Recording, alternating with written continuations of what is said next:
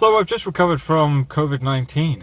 Around about, this is my second week actually, post negative test, following the infection. And the infection itself wasn't too bad. The first couple of days were actually pretty hard. Some really extreme fatigue. A lot of muscle aches and pains and stuff like that, especially in my glutes for whatever reason.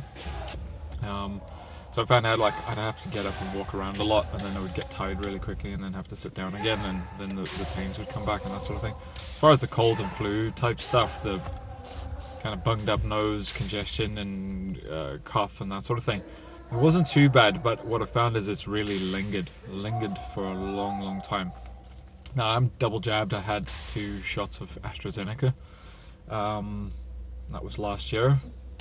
I think March and August or something like that.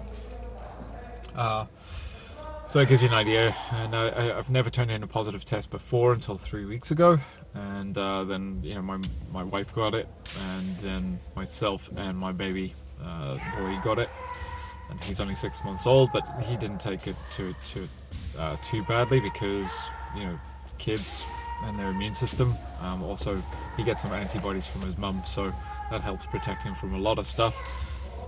But anyway, back to myself. I had my first kendo session back last week. I should mention, just for context, just prior to that we had our 10-year anniversary at our dojo, which is great. We had some visitors over from Newcastle upon Tyne, and we did a weekend of Jodo, EI and kendo. That was really good. So I had a bit of a benchmark to judge myself on. I'd had obviously a bit of break from training, and then come back, done a couple sessions, and then done this 10-year anniversary weekend set of sessions, which functioned rather like a seminar. And we had a grading on a Sunday for our Q grades, which I served on the panel for. And anyway, so through the course of that, I had a good gauge on what my kendo fitness was like, which wasn't great, but I was able to kind of get back into it pretty swiftly. As I said, I had like a couple of sessions before the 10-year anniversary session, so that wasn't too bad overall. The post-COVID session, the first one back, basically I was coaching. We had a kids group there, and mixed with adults. So I started off with basic ashi sabaki footwork drills. Just kind of focused on fumikomi ashi and hiketsuke ashi. So the stamp and then the pulling up of the back foot. And for the juniors, I was very much just coaching and just showing by example and coaching them through that. Kind of broken up into sections just to keep it nice and simple for them.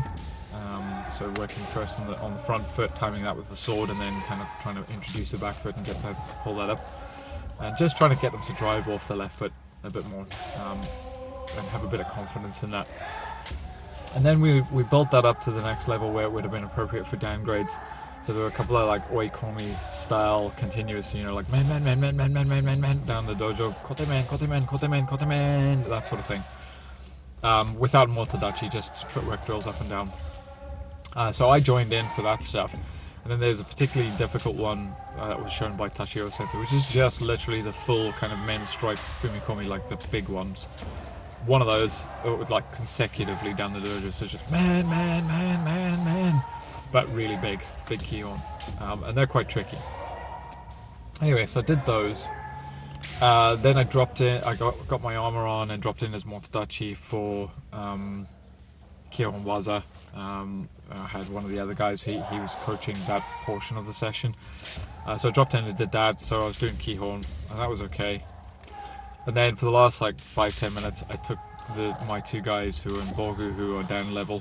I took them for keiko, and so the format was receive kirikashi from them, jikeiko, receive kakari keiko from them, and then for the second keiko, at the end of it, I had my kirikashi and my kakari keiko back to back.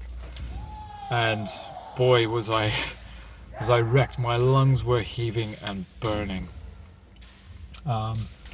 Now, don't get me wrong, that would be quite tiring work for most people, doing all of that in that sequence. Not so much the motodachi receiving, but the 3 jikeko in, well, 2 jikeko in a row, and then kirikaeshi and kakari keiko back to back. But my montadachi is quite experienced, who was receiving for me, and he knew there's a chance I could be a little bit off the pace, shall we say, coming back. So he was quite mindful just to keep a watch on me and not push me too hard. But yeah, I definitely felt it. I definitely felt a difference. It's not to say I would cope with that just easily, willy-nilly. You know, you give your all. So it was challenging, as it was.